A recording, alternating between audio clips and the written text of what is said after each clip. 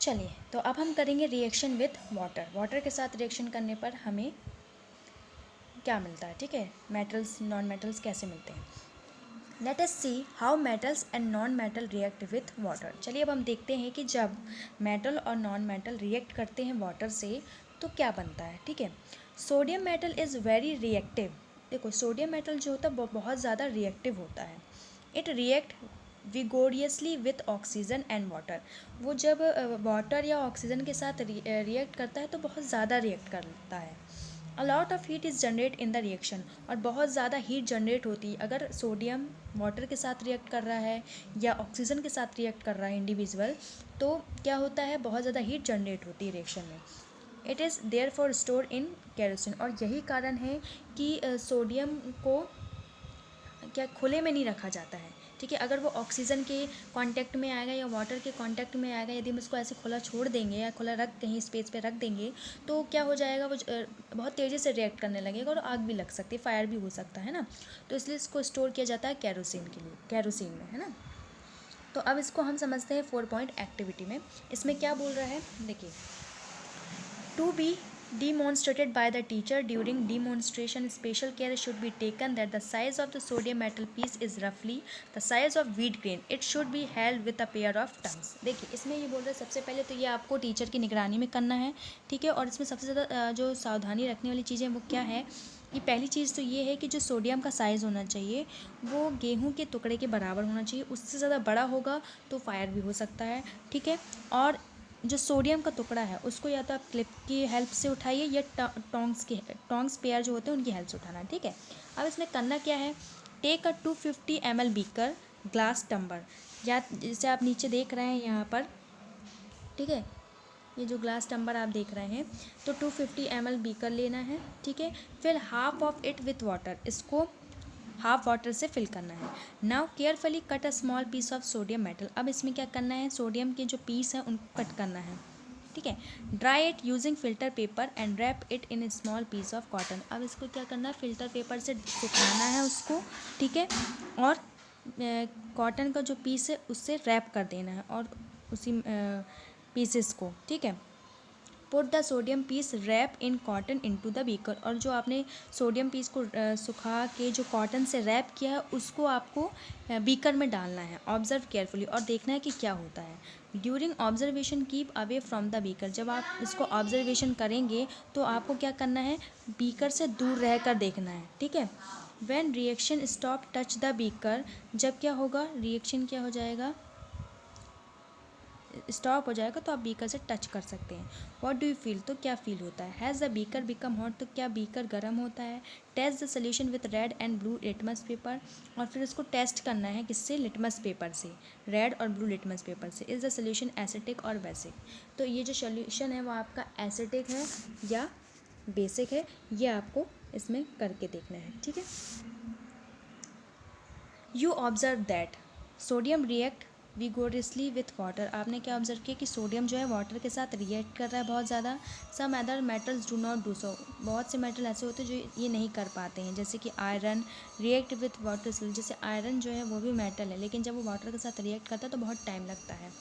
Generally non metal do not react with water तो they may be very reactive in air. जो non metal होते हैं वो water के साथ रिएक्ट नहीं करते हैं, वो एयर के साथ रिएक्ट करते हैं, इसलिए मेटल्स नॉन मेटल्स को वाटर में रखा जाता है। Such non metals are store in water. For example phosphorus is very reactive non metal, it catch fire if expose to air. जो नॉन मेटल हैं, ठीक है, उनको कहाँ पर रखा जाता है, वाटर में, क्योंकि ये एयर के साथ रिएक्ट करते हैं, इसलिए इनको खुला नहीं रखा जाता है हवा में। इनको जैसे फास्फोरस जो है वो नॉन मेटल है, ठीक है, तो इसको कहाँ रखा जाता है, वाटर में रखा जाता है, क्योंकि अगर ये एयर से कांटेक्ट करेगा तो ये बहुत ज़्यादा रिएक्ट करेगा और फायर भी लग सकती है। To prevent the contact of phosphorus with atmosphere oxygen it is store in water, ठीक है। अब है रिएक्शन विथ एसिड। जब एसिड के साथ रिएक्शन होगा तो क्या होगा, ठीक है। इसमें क्या दिया है, let us see how metals and non metal behave with acid, ठीक है। एक्टिविटी 4.6 क्या दिया है, keep the mouth of the test tube away from your face, use test tube holder to hold the test tube, take a sample of metal and non metal listed in table 4.5 in separate, ठीक है। इसमें क्या करना है, देखो इसमें क्या करना है आपको, test tube and label them ABCDE and F with the help of dropper and 5 ml। ये भी आपको ये भी एक रिएक्शन है, ठीक है। इसका मतलब जो सॉल्यूशन है वो क्या है, हम इसको पढ़ते हैं, ठीक है। Is there are difference in the way metal and non metal react with acid. देखिए इसमें क्या देख रहा है कि इसमें कोई डिफरेंस दिख रहा है आपको, ठीक है। इसमें ये देखना है कि इसमें कोई डिफरेंस दिख रहा है मेटल और नॉन मेटल में, कि जब वो रिएक्ट करते हैं एसिड के साथ, what could the pop sound in some cases be due to when a burning match stick is brought near the mouth of the test tube. देखिए इसमें करना क्या है कि take sample of metals and non metal. सबसे पहले आपको metals और नॉन मेटल के सैंपल लेना है, ठीक है। जैसे 4.5 में सेपरेट किए गए हैं मेटल्स नॉन मेटल के sample. Test tube and label them, और उनको क्या देना है, जैसे मेटल्स के टेस्ट ट्यूब ले लिए और नॉन मेटल्स के टेस्ट ट्यूब, मतलब मेटल्स जो लिए उनको टेस्ट ट्यूब में डाल दिए, नॉन मेटल्स को लिए उनको टेस्ट ट्यूब में डाल दिए, ठीक है। अब उसको क्या करना है, आपको लेबल करना है, ठीक है। जैसे मेटल्स हैं तो उनको ABC, और अगर नॉन मेटल्स तो DE, मतलब इनको एक सीरीज़ में नाम देना है। With the help of dropper and 5 ml of dilute hydrochloric acid, ठीक है। उसमें ये डालना है to each test tube. Observe the reaction carefully, और फिर रिएक्शन को केयरफुली ऑब्जर्व करना है।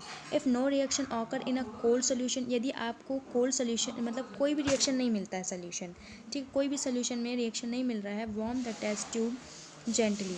फिर यदि कोल्ड सोल्यूशन, जब आपने रिएक्शन किया उसमें क्या डेल्यूट हाइड्रोक्लोरिक एसिड डाला है उन सभी टेस्ट ट्यूब में, तो अभी हमने उसको हीट नहीं किया है, ठीक है। अगर कोल्ड में कोई रिएक्शन नहीं मिल रहा है तो उसको हीट करके देखना है।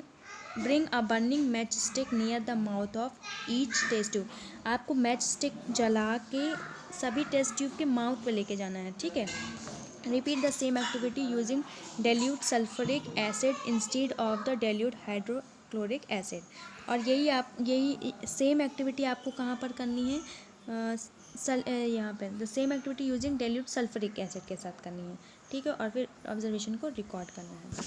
और इसमें डिफरेंस देखना है कि मेटल्स नॉन मेटल्स जब एसिड के साथ रिएक्ट करते तो कोई डिफरेंस आता है क्या, पॉप साउंड आवाज़ आती है, यानी कि जब वो फटेगा तो क्या पॉप साउंड आवाज़ आ रही है क्या रिएक्शन होने पर, ठीक है। You must have found that non metal generally do not react with acid.